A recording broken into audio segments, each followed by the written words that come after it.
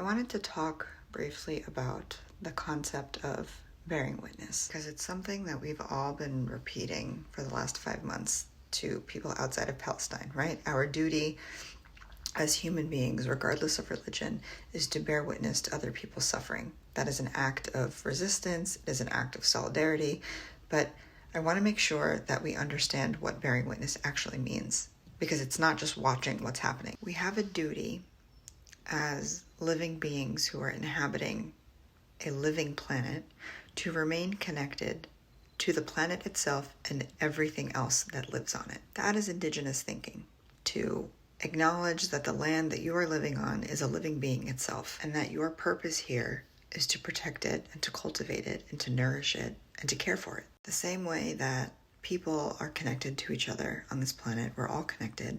Nature is all connected.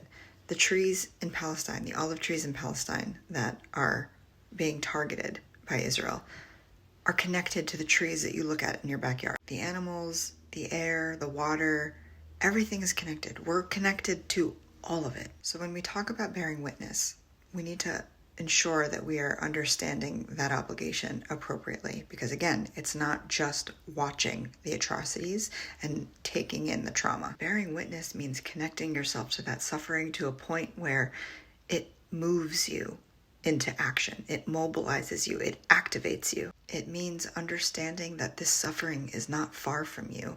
Colonizers have a habit of making us feel disconnected from the rest of the world. That's why there is so much focus on the individual in Western societies, because the more disconnected you feel from everyone and everything around you, the less likely you are to understand that what you are watching is not far from you. It could happen to you tomorrow. The world is massive, but it is much smaller than what the colonizer wants you to believe. It is much more connected than what they want you to believe. When you bear witness, it's not just watching these horrible things that are happening. You have to feel it. You have to be able to internalize it.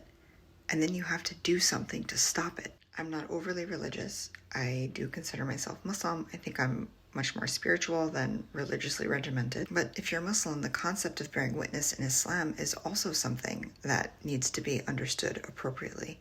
Because yes, one day you will testify in front of God and his angels if this is what you believe in. But even then, you will be asked what you did to stop it.